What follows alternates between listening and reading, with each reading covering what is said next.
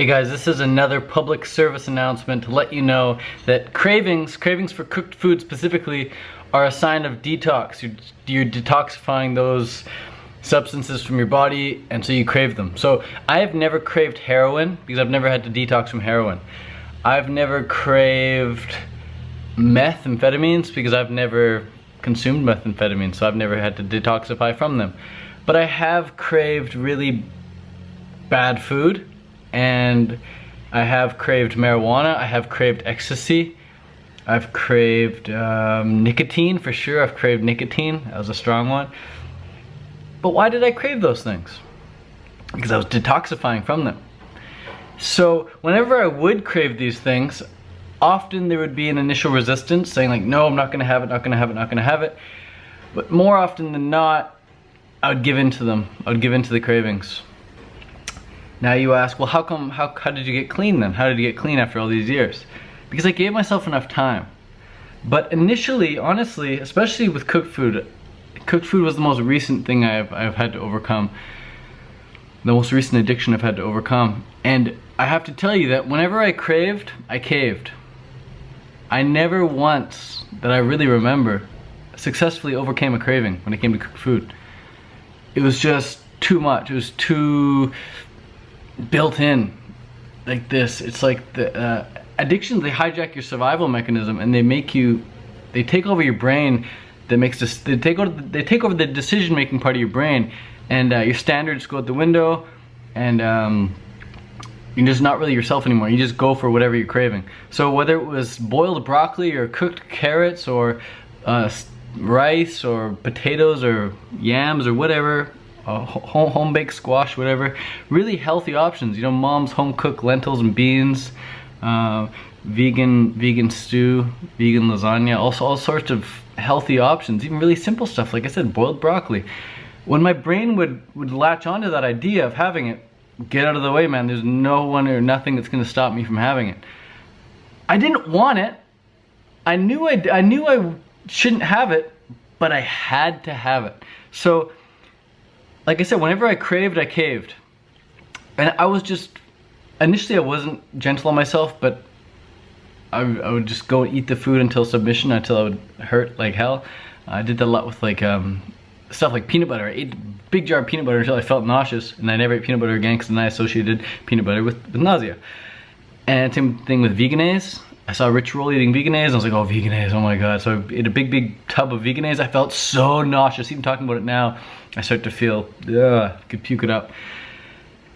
And so I eventually kind of did that with all cooked foods. I would eat to the point of pain, so much so that I was just in so much pain I'd go throw the rest of the food in the garbage and then like lay there for like 20 minutes, half hour, an hour, and then get back up and then go over to the garbage and pick some more out from the garbage and keep eating. Just insane addiction to cooked food. People laugh, they go, oh, cooked food, how can you be addicted to calories? Man, go ask any McDonald's fast food addict, how can they be addicted to calories, they'll tell you. McDonald's calls people who eat their food at least once a week heavy users. I'm not kidding. 72% of the people who eat at McDonald's are heavy users. They also have another category, the super heavy user. These people eat their food 3, 4, 5 times a week and up. 22% of the people who eat at McDonald's are super heavy users. If you look at the menu at a fast food restaurant, they use all of the addicting components. So yeah, I was definitely hooked on cooked, and I would eat to the point of pain. And that was a good thing, because I now associate cooked food with utter disgust. I've now created a link in my brain, so when I think cooked food, I think of me at my lowest point, me at a point where I no longer want to go to.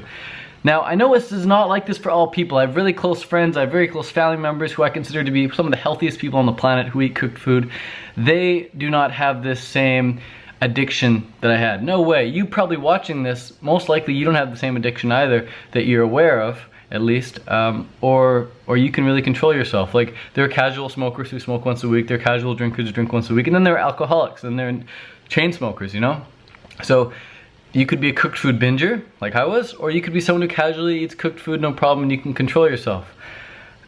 But I think the cravings only really start to come on, truly, when you try to go 100% raw long term.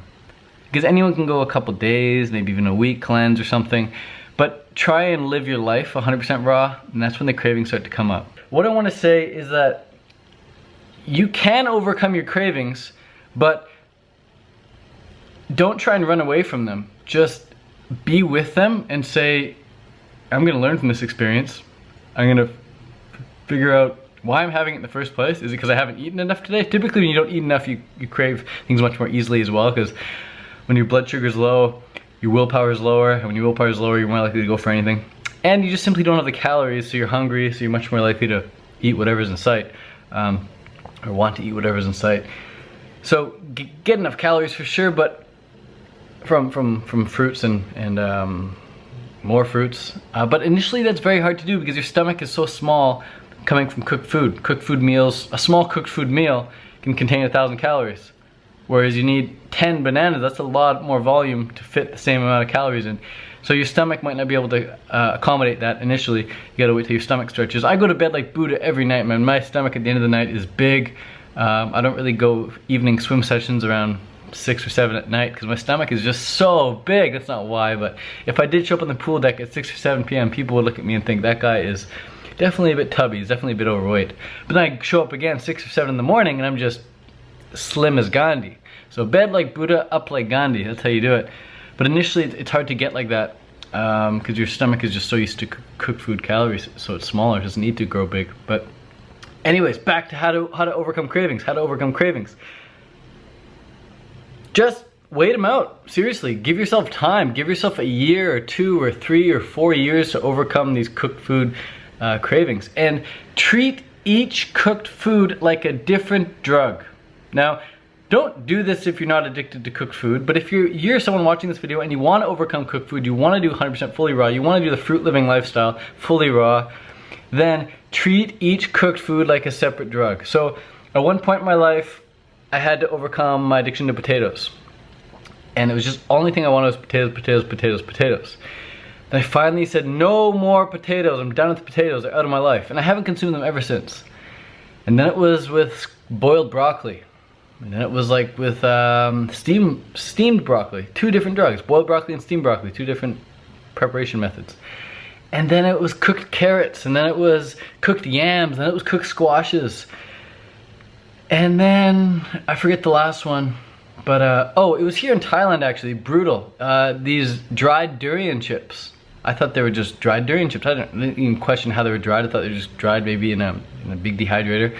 But turns out, no, these things are like deep fried durian chips with salt, and then I don't even know how they dry them afterwards. Maybe they put them in an oven or something, but yeah, it was about 9 months ago here in Thailand. I was consuming these durian chips, and as soon as I started eating them, I was like, holy crap, these are amazing. If they're raw, then that's like fantastic.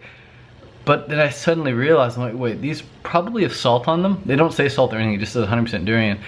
Probably got salt on them, and they're probably dried or cooked in a certain way that makes them very, very addicting. So sure enough, after I finished my first bag, went back and had another one. I couldn't help myself. After the second bag, went back and bought a big box of them. Came home, I felt so nauseous eating these things. And this was 9 months ago. And I was like, wow, these are definitely not raw. I feel like crap. I went down, gave the box of durian chips to the girls at the front desk. Next day, I'm like, feeling like crap. And all I want to do is go get more durian chips. So sure enough, I get in a taxi, go to the mall, get some durian chips. And when I'm there, I'm eating them, I feel like absolute crap. I almost broke into tears thinking how low I am, how stupid I am for succumbing to this. But at the same time, I knew it was necessary. And then right there in the moment, I didn't finish the box. I threw it in the garbage, and I swore on my mother's life, almost in tears, that I would never consume these durian chips ever again. And I made a vow to never consume those things ever again. And now every time I look at them, I just, I would never, never, never, even if it was like the last thing, I would never consume those things because I know how horrible they make me feel. So you can do this with each individual cooked food. Again, remember, yams have a different effect than rice, and rice has a different effect than even beans, and beans have a different effect than potatoes, and potatoes have a different effect than cooked plantains, and squashes, and pumpkins, whatever. There's a drug that is used in emergency rooms called naloxone. It's used for heroin overdose. And a guy comes in, overdose on heroin, comatose, he's going to die. You inject him with this drug, and it blocks the opiate receptors in the brain. Heroin doesn't work, he wakes up. If I give that same drug to a real chocolate addict, a person just shoveling it in, you find the most amazing thing. They lose much of their interest in chocolate. They take a bite, they set it back down. In other words, it's not taste and mouthfeel. It's a drug effect of the food within the brain that keeps us coming back again and again. You've got to wean yourself off each one at a time. So take your time with them, and don't beat yourself up over it too much like I have. And just know that one day you will be raw. One day you will be raw. One day you will be 100% raw. And you'll be looking back and think, wow, I had to overcome quite a few addictions I didn't really even know I had. I didn't know I was addicted to cooked broccoli. You could not have convinced me. In fact, I would have gotten kind of angry at you if you had told me 8 years ago that I was addicted to cooked food, that I was addicted to cooked broccoli. Obviously I'm not addicted to cooked broccoli. Obviously I'm not addicted to cooked carrots. You idiot, moron, you don't even know me, man. I said the same thing with marijuana, and I said the same thing with even cigarettes. When I first started smoking cigarettes. Total denial. Total denial. But it's interesting you're saying that your mood goes up once you start eating. Yeah, lately, every time I eat, I feel 100% better. Huh. So it seems like you're starting to get addicted to it now.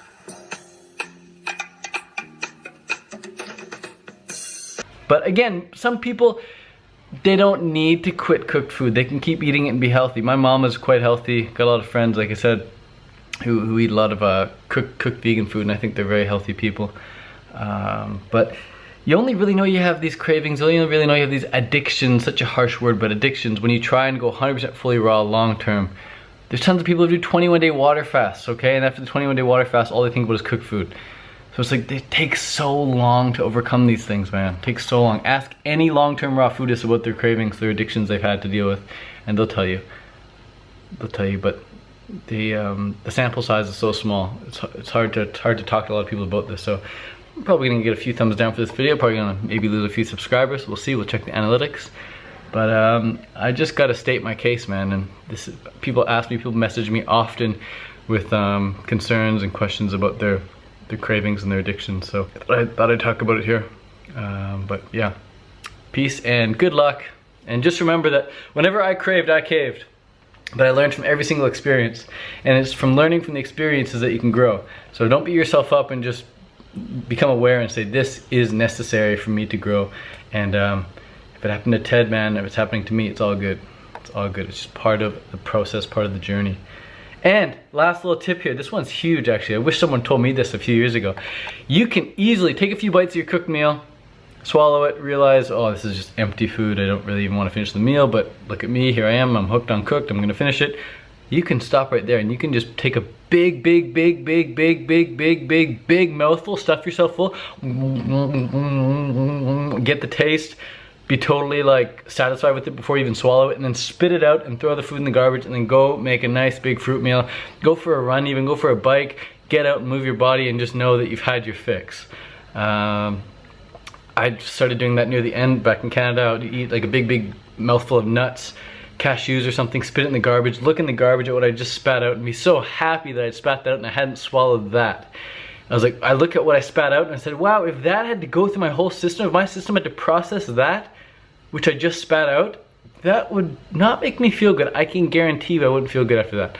So that's a great way of overcoming some cooked food addictions. But at the end of the day, it's all about associating cooked food with disgust and pain and displeasure, and associating raw fruit and coconuts and perhaps vegetables, if you like vegetable salads, with bliss and pleasure and a beautiful life. So that's what I associate it with. That's why I'm still raw vegan. I'm probably gonna be raw vegan to the day I die, because I just love it so much. It's so clean and simple. It's so clean and simple. And when I think about cooked food, I just think it's slow and complex, slow and stodgy. Not for me. Not for me anyway. Not in this lifetime anymore. I've had enough of that. Peace. Thanks for watching. In other words, it's not taste and mouthfeel. It's a drug effect of the food within the brain that keeps us coming back again and again.